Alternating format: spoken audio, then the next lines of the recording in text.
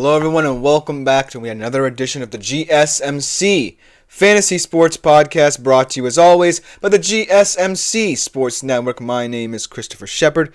Thank you all for tuning into today's show.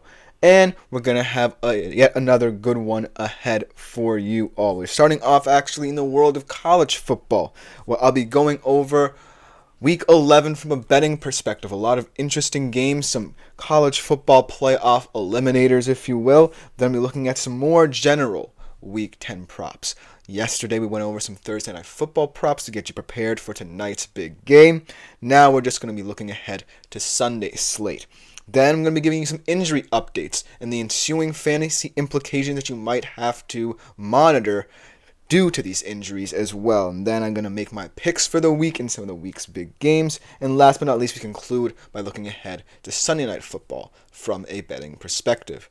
But before we get into any of that, I do want to remind you that if you want to see more content such as this, see and interact with more shows, consider liking, following, and subscribing to the show and the network as a whole. That is greatly appreciated by all concerned. However, if you do want to interact with the show more directly as I live stream, make yourselves available to the Super Chat, Super Thanks, and Super Stickers features here on YouTube. Great way to contribute and interact. You can do one of two things. You can either press that $sign in the comments section, leave a tip or donation, or also just leave any burning questions, comments, or concerns you may have throughout the show as well. I always love hearing your guys' opinions, so I appreciate it in advance, and it also makes the show that much better. So please feel free to leave any comments in my comment section. Without further ado, let's jump right into today's show, starting off in the world of college football, like I said.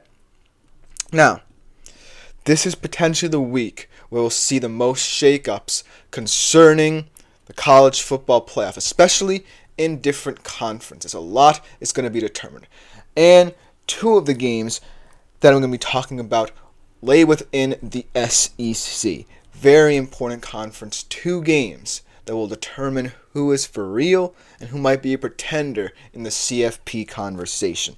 The other two games are from different conferences, one in the Big Ten, the other in the Big 12. Two games that only have one ranked team in them, but still could spring a shock this week. I wanted to balance it out, not get too many ranked versus ranked matchups in this segment each and every week, just so that we get variety, so to speak. So, without further ado, let's jump right into this segment. Starting off with one of the SEC games, perhaps the more telling of the two, at the very least.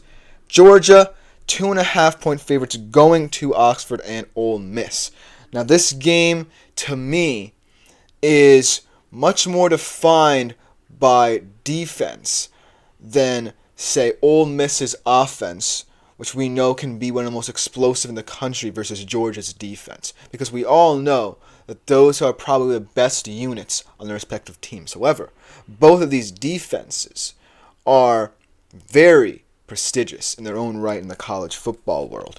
And so, as much as, Jackson Dart has to prove that he can perform against elite defenses rather than mid-tier SEC teams, I feel like both of these defenses are well equipped to kind of attack the opposing offense. On the Ole Miss side of things, it's just not just because of their prowess on the defensive side of the football. It's because, Carson Beck hasn't really looked right throughout his season.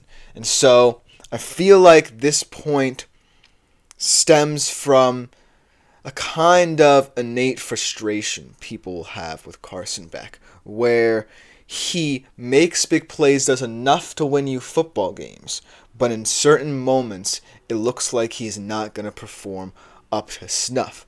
And so far, Georgia has done very well in terms of compensating for any mistakes that Carson Beck makes.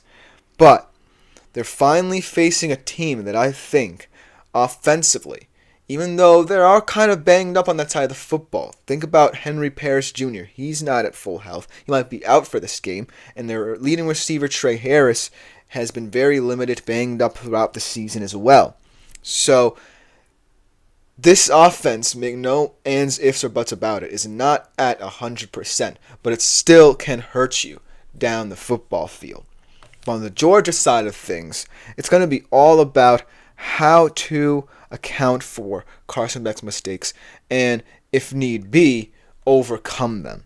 So that's why I feel like, this could be a game. However, I still think Georgia is the favorite just because that defense is very hard to score against. And granted that both Jalen Walker and Michael Williams are back and healthy, and how dominant they were in that win against Texas on the road nonetheless, this feels like the moment where Georgia makes its statement. This feels like, even though, I might see this win as lesser than the win over Texas, it's still a very important win because I feel like, weirdly enough, Ole Miss has more ways to hurt you than, say, a Texas team who is kind of looking fractured right now. So this could be a very telling test for Georgia, especially on the offensive side of the football, because granted, defenses have played very well against them. Even Texas, in that loss, played well against them. Forced turnovers against this Georgia defense. But I still think it's going to be up to this offense to get anything going against a very potent Georgia defense. That's my 2 cents. I do think Georgia will win as well. Now moving on to the ranked versus unranked game. The biggest holy war in many years, so to speak. BYU at home against Utah. Nothing better. And this one, yes, you can say that it's lost its luster because Cameron Rising's hurt. Utah doesn't look itself. They're basically playing for pride in a bowl game at this point. But this could be a potential trap game just because BYU has all the pressure on them in this one. They are 11.5-point favorites, I believe, minus 190 to win outright. And they have seemingly enough momentum to have you believe that this game could be an easy win for them. But Utah, the thing about them is that they'll never really change their identity no matter who's at quarterback. Yes, Cameron Rising makes them exponentially better, but he's not the end-all, be-all for them. We know that they have a good defense that could keep them in games. We know that they still have Brant Keithy. They still have a guy like Dorian Singer at the wide receiver position. And if they get serviceable play out of their QB position, then that could be enough against a BYU team that, granted, looks very good this season, but still hasn't been tested in quite a way that will make me believe that they're truly invulnerable in the Big 12. And so this game is a barometer for them, because Utah is not where we'd expect them to be, but they're still a very dangerous threat to play spoiler to anyone in this conference for what they stand for and represent in the world of college football. So BYU has to be wary here, because with all the momentum in their favor, actually, I have to correct myself. I did say they were 11.5-point favorites. I kind of wrote a little bit scribbly on my notes here. That's the over-under is saying 41.5. That looked like an 11. They're actually only favored by 4 at home. But this game will come down to BYU rising to the occasion. And if they don't, well then, consider the Big 12 a conference that's going to lose a lot of luster in the CFP picture as well, because you want as many teams winning games in the Big 12 as possible, because that's the only way the CFP committee will consider 2 teams in the Big 12 even getting into the CFP. So BYU has to continue to win and win convincingly for the Big 12 to really gain supremacy. It's Andre, one of my favorite commenters here on the show, enters the chat saying a trap game for BYU. Exactly what I'm thinking as well. They can't take Utah lightly no matter who's at the QB position for them.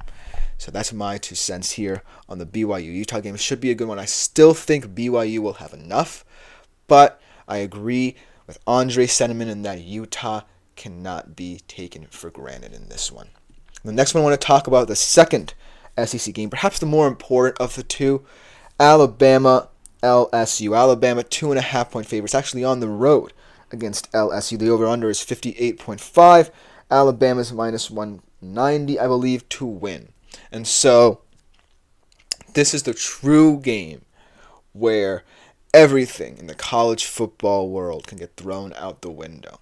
Because if Alabama loses, you're losing a big name.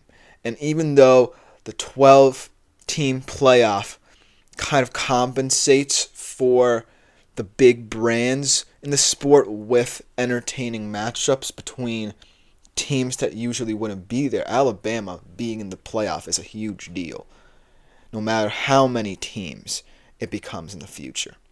And so, if Alabama loses this game, then the stakes for the parity of the sport kind of gain momentum. And so, this game feels a little more important for Alabama than it does for LSU, because LSU is in a weird spot, because I don't even think they'll make the playoff if they win this game. They've had some very odd losses, and they have not been consistent enough for me to say that they can even beat Alabama at this point and continue the season looking convincing enough to get into the CFP. So I'll have to take Alabama in this one. The key is going to be Jalen Milroe. Can Jalen Milroe play like the Jalen Milroe who is getting considered in the first round of next year's draft? Or is Jalen Milroe going to look a little bit vulnerable in this one? That's the key for LSU to figure out in this one. I still got Alabama because I would like to believe that Alabama is a team that can overcome 2 losses and still has that big brand ability, but it's going to be a dangerous one. And the last one I want to talk about before we head to break is Michigan-Indiana. Another kind of trap game feel to this, because Indiana has never beaten Michigan in its history. They're 14-point favorites, though, here in this one.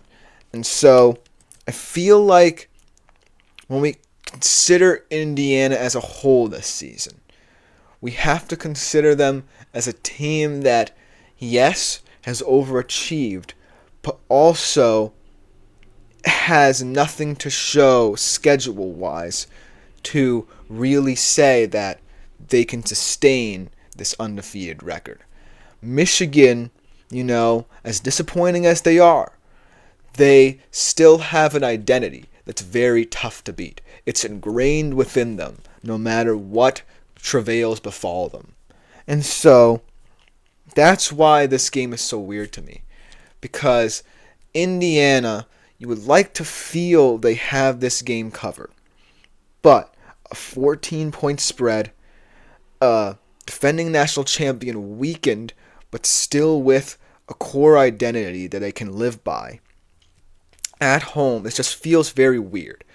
I would like to say Indiana wins and potentially covers this game just because, Michigan is not the same Michigan as we've seen, but it still feels very eerie when I think about this game, and I'm Indiana. And so that's why I feel like this one could be highly integral to how the committee views Indiana in the near future. So that will just about do it for my college football segment. We'll come back to the world of college football in tomorrow's episode, but we're going to head to break, and after we're going to be looking at some general prop bets for Sunday's slate of games in Week 10 of the NFL. So don't go anywhere. We will be right back to talk about that. I feel like I'm losing my mind. 'Cause everybody